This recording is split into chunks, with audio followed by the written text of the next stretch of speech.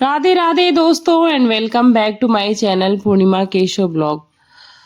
आज मैं आप सभी को गुरुवार व्रत की कथा सुनाने जा रही हूँ। गुरुवार व्रत कथा हिंदू धर्म में विशेष स्थान रखती है और इसे बृहस्पति देव की कृपा प्राप्त करने के लिए किया जाता है। गुरुवार का दिन ज्ञान, धर्म, संतान सुख, विवाह और समृद्धि का प्रतीक माना जाता है। इस व्रत को करने से घर में सुख शांति बनी रहती है और परिवार के सदस्यों को सफलता प्राप्त होती है।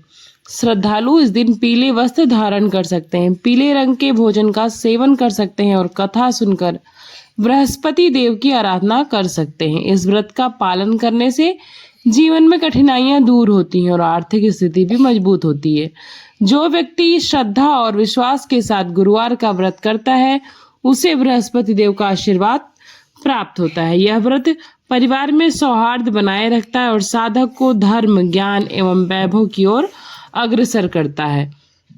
तो चलिए अब बिना किसी देरी के कथा शुरू करते हैं। भारतवर्ष में एक प्रतापी और दानी राजा राज्य करता था। वह नित्य गरीबों और ब्राह्मणों की सहायता करता था। एक बात उसकी रानी को अच्छी नहीं लगती थी। वह न गरीबों को दान देती थी और ना ही भगवान का पूजन करती थी और राजा को भी दान देने से मना किया करती थी। एक दिन राजा शिकार खेलने वन में गए हुए थे तो रानी महल में अकेली थी। उसी समय बृहस्पति देव साधु वेश में राजा के महल में भिक्षा के लिए गए और भिक्षा मांगी। रानी ने भिक्षा देने से इनकार कर दिया और कहा, हे साधु महाराज, मैं तो दान पुण्य से तंग आ चुकी हूँ। मेरा पति सारा दिन धन लुटाते रहते हैं।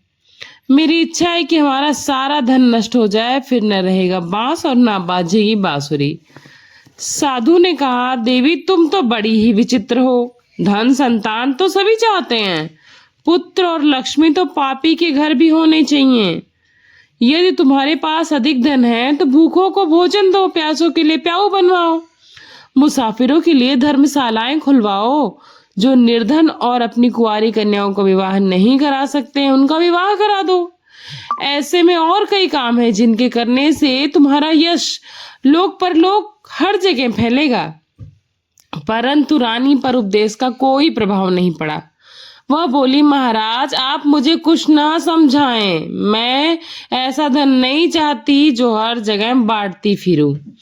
साधु ने उत्तर दिया, यदि तुम्हारी ऐसी इच्छा है तो तथास्तु, तुम्हारी हर इच्छा पूरी हो। तुम ऐसा करना है कि बृहस्पतिवार को घर लीप कर पीली मिट्टी से अपना सर धोकर स्नान करना, भट्टी चढ़ाकर कपड़े धोना।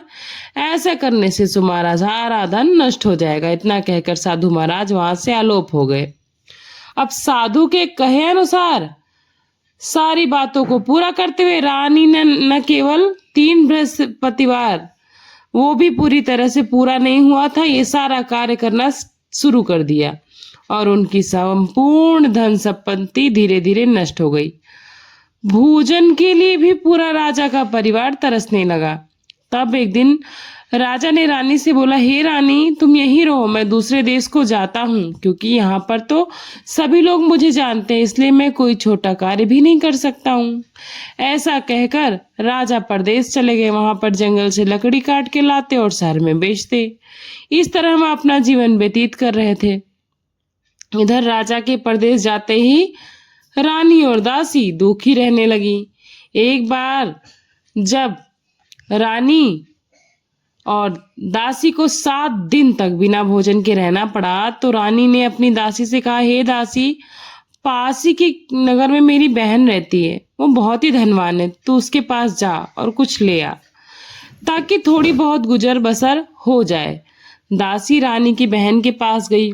उस दिन गुरुवार था और रानी की बहन उस समय बृहस्पतिवार की कथा सुन रही थी। दासी ने रानी की बहन को अपनी रानी का संदेश दिया, लेकिन रानी की बड़ी बहन ने कोई उत्तर नहीं दिया। जब दासी को रानी की बहन से कोई उत्तर नहीं मिला तो बहुत ही दुखी हुई और उसे क्रोध भी आया। दासी ने वापस आकर रानी को सारी बातें बता दी। सुनकर रानी ने अपने भाग्य को कोसा उधर रानी की बहन ने सोचा कि मेरी बहन की दासी आई थी, परंतु मैं उन्हें उससे बोला भी नहीं, उससे कोई बात भी नहीं कर पाई। मैं बहुत दुखी हो गई। वह कथा सुनकर और पूजन समाप्त करके वह अपने बहन के घर गई और कहने लगी, हे बहन, मैं बृहस्पतिवार का व्रत कर रही थी, तुम्हारी दासी मेरे घर आई थी, परंतु जब तक कथा होती है तब तक ना तो उठते हैं ना ही बोलते हैं, इसलिए मैंने नहीं बोला। उसके लिए मुझे क्षमा करना। कहो दासी क्यों गई थी? रानी बोली, बहन तुमसे क्या छुपाऊं, हमारे घर में खाने को अनाज तक नहीं बचा है। ऐसा कहते कहते रानी की आंखें भर आईं और वो फूट फूट कर रोने लगी और अपनी बहन से सारी बातें कह सुनाई। उसने दासी समेत पिछले 7 दिनों से भूखे रहने की बात भी अपनी बहन को विस्तार पूर्वक सुनाई और बताया कि किस प्रकार राजा अपने ही राज्य में काम नहीं कर सकते, ना तो किसी से भिक्षा मांग सकते हैं, इसलिए वो परदेश चले गए हैं और वहां पर किसी तरह लकड़ियां काट कर बाजार में बेचते हैं और अपना गुजर बसर करते हैं। ये सारी बातें सुनकर रानी की बहन बहुत दुखी हुई। रानी की बहन बोली, देखो बहन, भगवान बृहस्पति देव सबकी मनोकामना पूर्ण करते हैं। देखो तुम्हारे घर में अनाज रखा हो।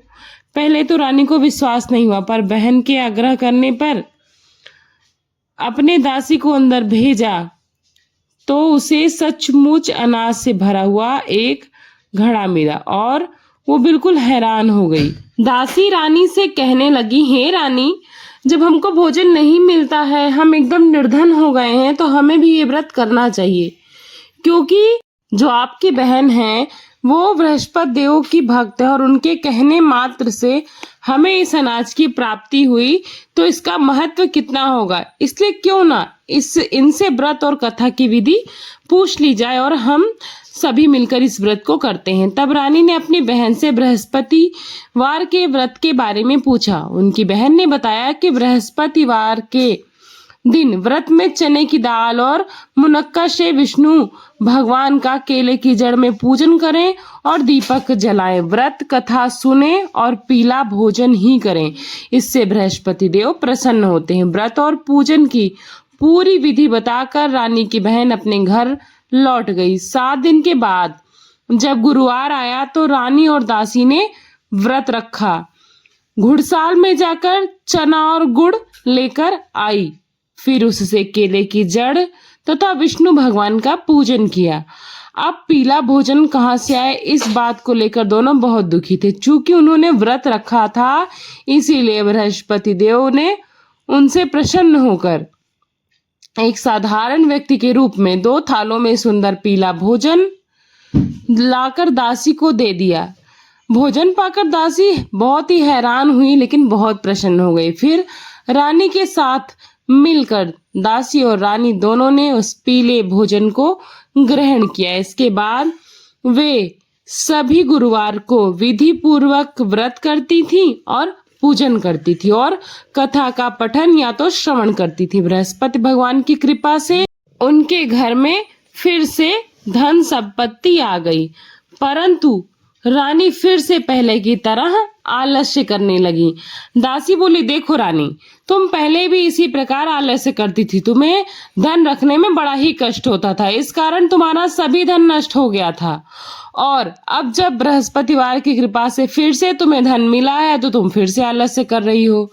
रानी को समझाते हुए दासी कहती है कि बड़ी मुसीबतों के बाद हमने यह धन पाया है, इसलिए अब हमें दान पुण्य करना चाहिए, भूखे मनुष्यों को भोजन कराना चाहिए और धन को शुभ कार्यों में खर्च करना चाहिए, जिससे तुम्हारे कुल का यश भी बढ़ेगा और सबका आशीर्वाद भी तुम्हें प्राप्त होगा, स्वर्ग की प्राप्ति होगी और पितृ भी प्रसन्न होंगे। दासी की बात मानकर रानी अपना धन शुभ कार्यों में खर्च करने लगी, जिससे पूरे नगर में उसका यश फैलने लगा। बृहस्पतिवार व्रत कथा के बाद श्रद्धा से आरती की जानी चाहिए, इसके बाद प्रसाद बांटना चाहिए और उसे ग्रहण भी करना चाहिए।